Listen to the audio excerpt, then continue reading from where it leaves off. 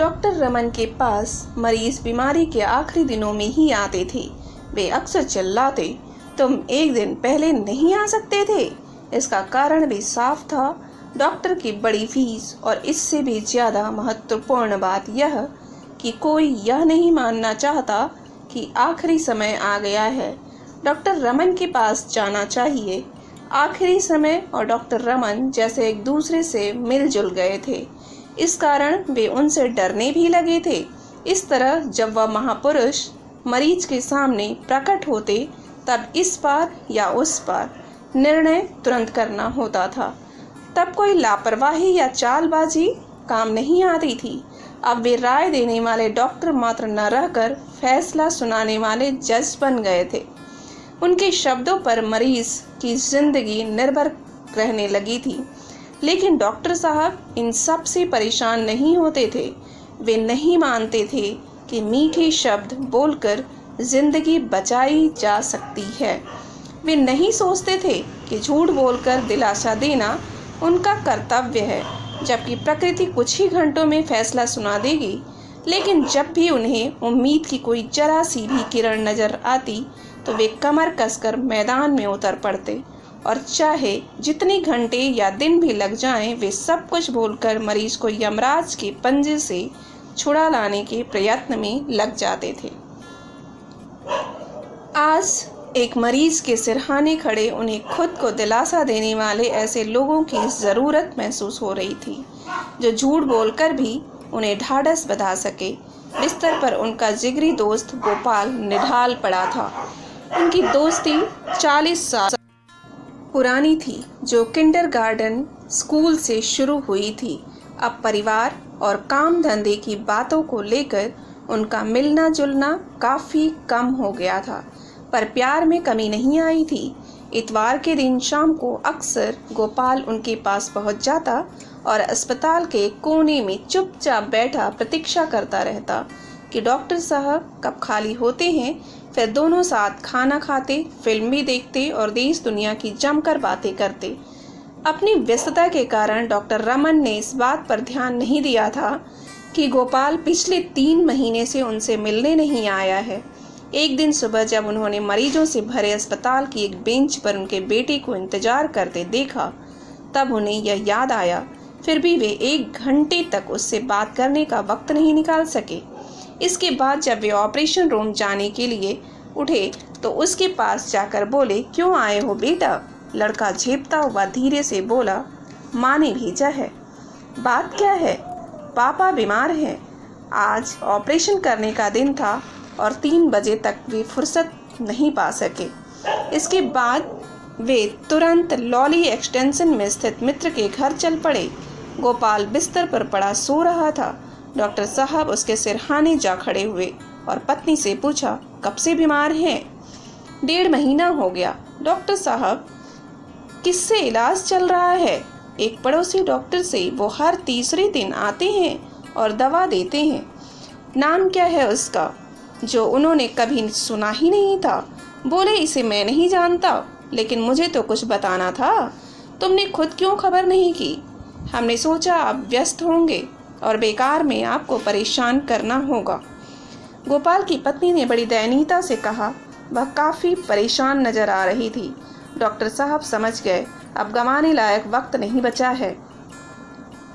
उन्होंने कोट उतारा और बक्सा खोला, इंजेक्शन ट्यूब निकाली, सुई खोलते पानी में रख दी। गोपाल की पत्नी उन्हें यह सब करते देखकर और भी परेशान होने लगी और सवाल पूछने लगी। अब सवाल मत करो, डॉक्टर ने जोर से कहा। उन्होंने बच्चों पर नज़र डाली जो खौलते पानी में सुई को उछलते देख रहे थे। वे बोले, बड़े लड़के को यहीं रहने दो, बाकी सबको किसी और कमरे में भेज दो।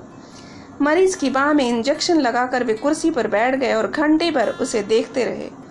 मरीज शांत पड़ा था। डॉक्टर के चेहरे पर पसीना निकल आया और थकान से आंखें मूंदने लगी।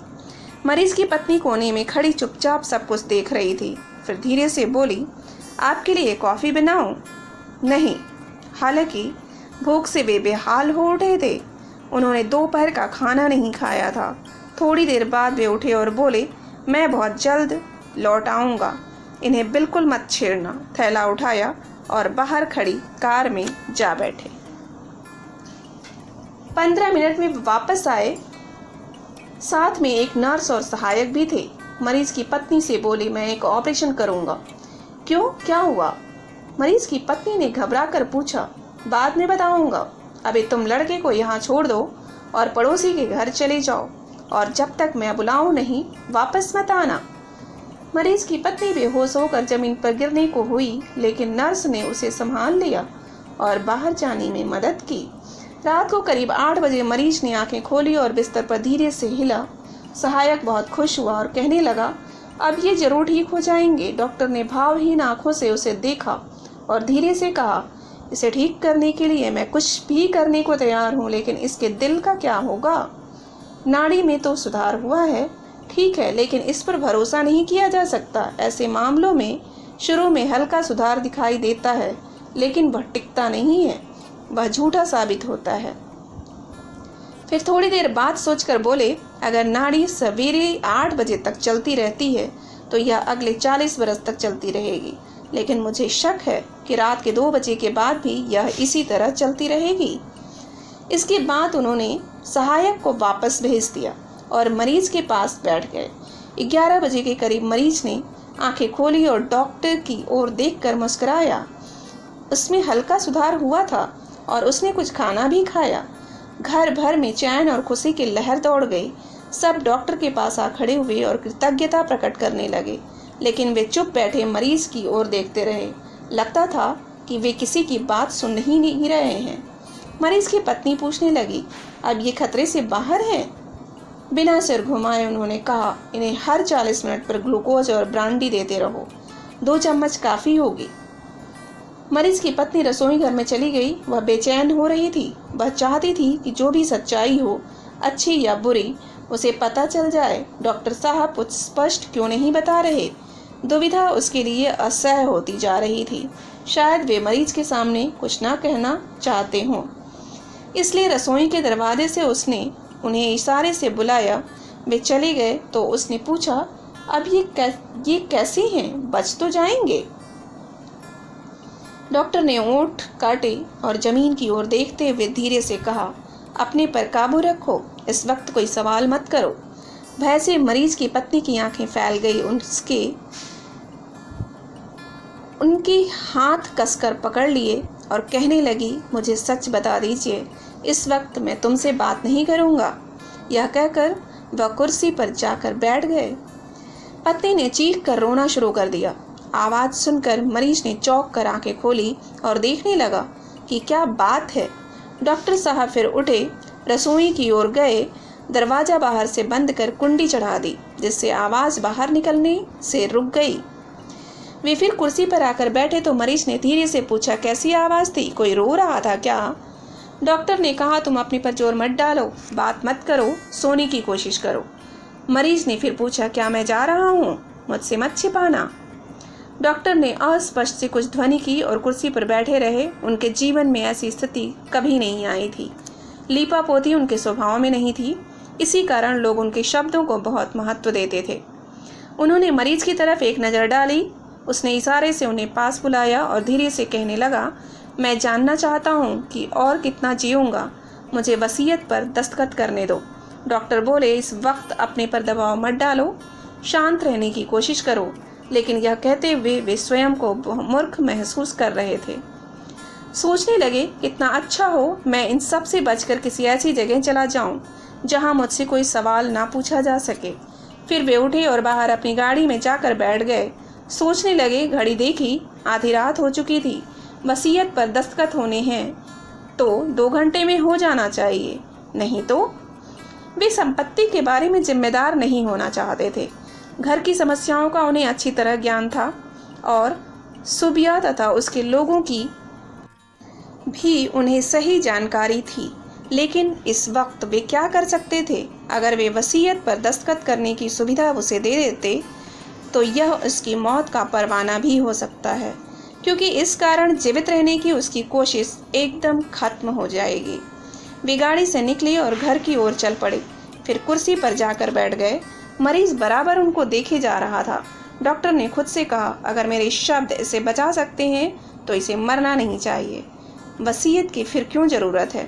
वे बोले, सुनो गोपाल, यह पहली दफ़ा वे अपने मरीज के सामने नाटक करने जा रहे थे, झूठ बोलकर जीवन जीने की उसकी इच्छा जगाने। मरीज के ऊपर झुककर वे ज़्यादा जोर देकर बोले, वसीयत की फिक्र मत करो, तुम जियोगे, तुम्हारा दिल बहुत मजबूत है। यह सुनते ही मरीज के चेहरे पर चमक आ गई। संतोष की सांस भरकर उसने कहा, तुम कह रहे हो यह? तुम्हारे मुंह से निकली बात जरूर सच होगी। डॉक्टर ने कहा, हाँ, मैं कह रहा हूँ, तुम हर क्षण ठीक हो रहे हो। अब सो जाओ, गहरी नींद में सो जाओ, मन से सब परेशानियाँ निकाल दो, मैं सवेरे तुमसे मिलूँगा। मरीज ने कृतज्ञ भाव से डॉक्टर की ओर देखा और फिर आगे आंखें बंद कर ली। डॉक्टर ने अपना बैग उठाया और धीरे से दरवाज़ा बंद करके बाहर निकल गए। घर जाते हुए रास्ते में वे अस्पताल में रुके, सहायक को बुलाया और बोले, तुम लाली एक्सटेंशन वाले मरीज के पास चले जाओ, दवा की एक ट्यूब साथ ले जाना, अब किसी भी क्षण वह जा सकता है, कष्ट ज़्यादा हो तो यह ट्यूब दे देना, जल्दी करो, जाओ। दूसरे दिन 10 बजे वह फिर वहां पहुंच गए। कार से निकलते ही मरीज के कमरे की ओर तेजी से गए। मरीज जाग रहा था। सहायक ने बताया कि नब्ज सही चल रही है। उन्होंने स्टेथोस्कोप मरीज के दिल पर रखा, कुछ देर तक सुना और उसकी पत्नी से बोले, देवी, अब खुश हो जाओ, तुम्हारा पति 90 साल तक जिंदा रहेगा। अस्पताल लौटते हुए सहायक ने पूछा, सर, क्या वे जीवित रहेंगे? अब मैं शर्त लगाकर कह सकता हूँ कि गोपाल 90 साल तक जिंदा रहेगा, लेकिन मेरे लिए हमेशा यह पहेली रहेगी कि वह यह हमला कैसे झेल गया।